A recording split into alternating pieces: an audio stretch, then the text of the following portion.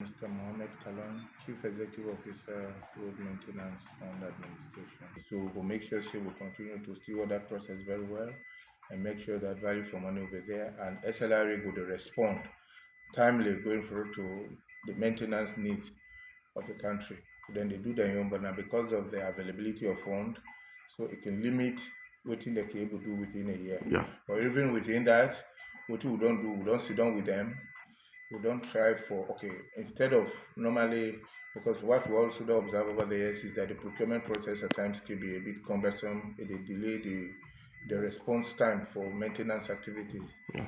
So we don't begin that discussion with them last year, and that one, the good news is this year, what we don't do, we are moving to performance-based maintenance work. So what they don't do, for instance, if you take pothole patching, they don't divide the country into 4 lots.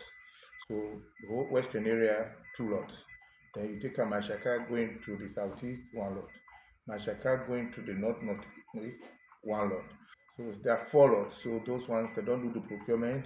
So then they hand over 10 lots then they to contractors. We not to just for now. Yeah. Then they hand over then to you for 2-3 years. Okay. So what that means is that going forward, pothole, you see pothole, you don't need for wait force, you go advertise, you do procurement, Yeah. you do bidding, you do bid evaluation.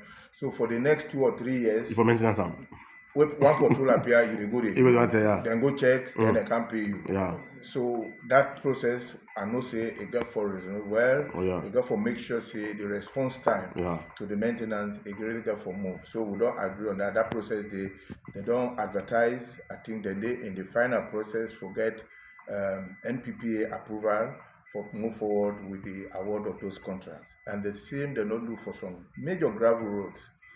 Instead they don't identify 4 of them. We normally during the rains or thereabout it can be difficult for let people to move. But these are gravel roads where you need for let people to be able to move there because they provide important connectivity areas either to agriculture or movement, for reduce the time where people then use for move. So they identify 4 of them back over the country as a pilot. We then say we use the same method of performance based. So then they hand over them to contractors for 3 years. So within that 3 years, now you're in charge of that road. So 1, 3, 4 down, you go pull and commodity. Yeah. Ditch camp, you go pull and commodity. Flooding one take place, you go pull and commodity. You make your invoice, then pay you. So they move from the system today where you notice something, then go for camp first, then do assessment, you do procurement, you evaluate, you award. Still, that time people are struggling for use the road. Yeah. But once you don't hand over, then rules then they for the next 3 years, they deal with that contractor. So all key service level they will get for maintain, we get for be defined in the contract. That road they get for be passable. Yeah. No obstacle, not go for day. If flooding want to take, you declare immediately. You not go for wait for let a new contract for. Exactly. So that one is going to be a game changer. And I think the people of this country will see the benefit of that system will be roll out very soon. So I can assure that one is here. So thing where we say it's right here. The contracts and they are just evaluating it to make sure that the NPPA become let them see say they are well in place for let them sign the contracts there. And once we do that, people will start seeing those good things happen. So see, honestly, with all the good plans there, so I don't say why is I got the feel for this is say you put money on the road, you taxpayers money, then somebody misuse the road back. You get any advice for them? You see one video where someone they put a road, but then truck they parked at the road. Why did they see that is unfortunately that is what is used that they happen.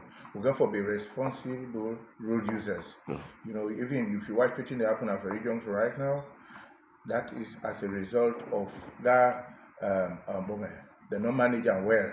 So you go find out say what did happen there, then doctor then they now in the impact, it don't impact that road there. But we don't SLRA the DG called me on Saturday. They say Lord respond to this as an emergency. I said no problem, so go ahead, would I agree? Yesterday where they give me comfort that the process I think it almost identify a contractor because we do it as an emergency. So I'll also engage FCC for make sure that the dirty, let them not they put them to the road because once it block the waterway, the water settle on the road, it destroy. Now that they happen at their side and they.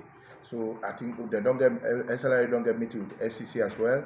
They don't agree on the modality for push then dirty then they further from the road so let can block the water because I need to block they make sure the water not to move and I did destroy that place then they but as an immediate intervention the DG promised me they identify then they go do that day for now.